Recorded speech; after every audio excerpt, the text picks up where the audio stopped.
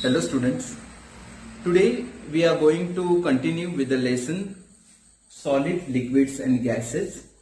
We have discussed almost all the topics, but couple of topics were remaining, which is physical change and a chemical change. तो ये दो topics हमें देखने हैं, that we will study, and we are also going to revise the chapter today. So let us start with the presentation. So today we are going to learn the new topics, two new topics from the same chapter, solid, liquids and gases. One is heating and cooling. Also we are going to learn about physical and chemical changes, like I said earlier. So these are the topics. Also we are going to revise the lesson today, and that will finish the lesson itself, and then in the next session we will discuss question and answers. So let us start. In the earlier lesson, in the earlier session, we had studied about solids in water, liquids in water, and gases in water. So these were the topics that we had learned in the last session. Today we are going to start with heating and cooling. So we are going to learn about heating and cooling. So let us begin. Heating and cooling brings about the changes in matter. And how are these changes? It can be temporary and it can also be permanent. Sometimes matter changes only its state. For example, ice on heating gets converted to water. So in this case, water is changing from solid to liquid. Sometimes matter changes altogether to form a new substance. So this is a permanent change. So both things are possible with heating and cooling. What are the physical changes then? A physical change is a temporary change which can be reversed. It can be reversed. For example, if I can convert solid to liquid, and if I can convert it back to solid, then this can be a physical change. For example, ice, when you keep it out of the freezer से अगर बाहर रखो तो वो पानी में convert हो जाता है, it gets converted to liquid water. And if I keep it again back into the freezer, it again gets converted to ice. So this is a physical change. This is a diagram that has been given in your textbook. So this is, for example, if we can start it from here, water. Okay, water on heating gets converted to steam, that is water vapor. Water vapor, once if you cool it down, it will again get converted to water, liquid water. Liquid water on keeping in freezer, it will get converted to ice. Ice on heating again gets converted to water. So this cycle is a reversible cycle.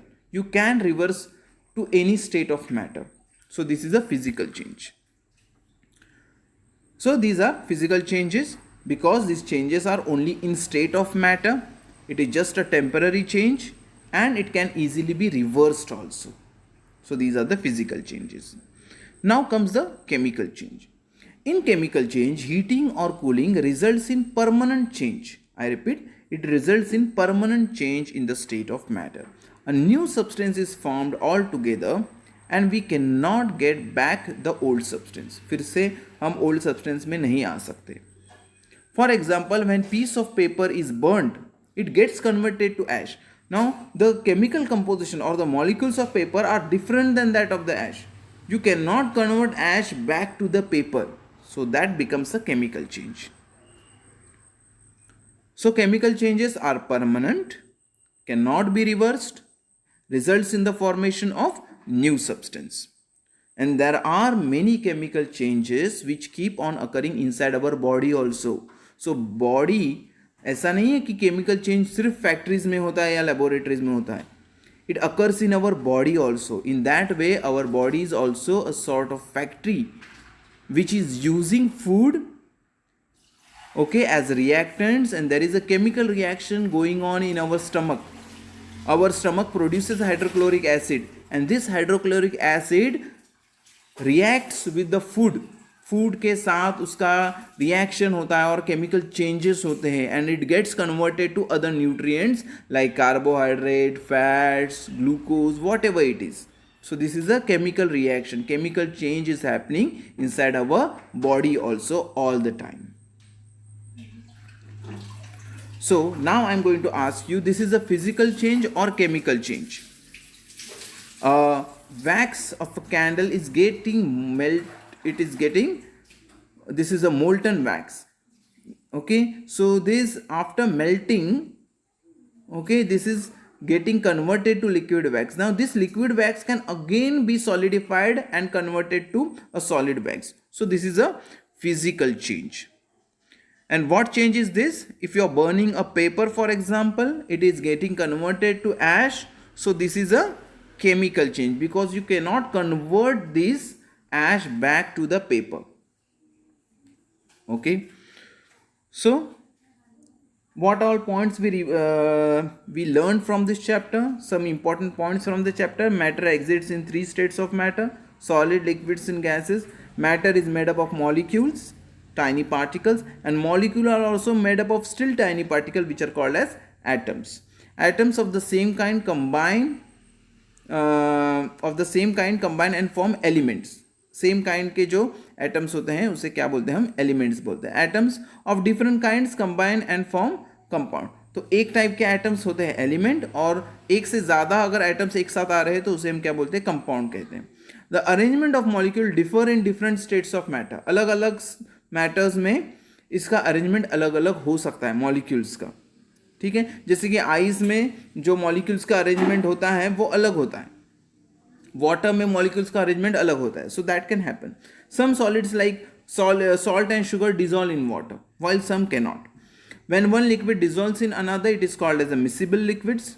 Gases like oxygen and ammonia also dissolve in water. So all the 3 states, solid, liquid and gases, all the 3 can dissolve in water or it cannot dissolve in water. That depends totally upon the type of the material we are using. Heating and cooling brings about a changes in matter, and it can be both temporary as well as permanent. So that was all for today.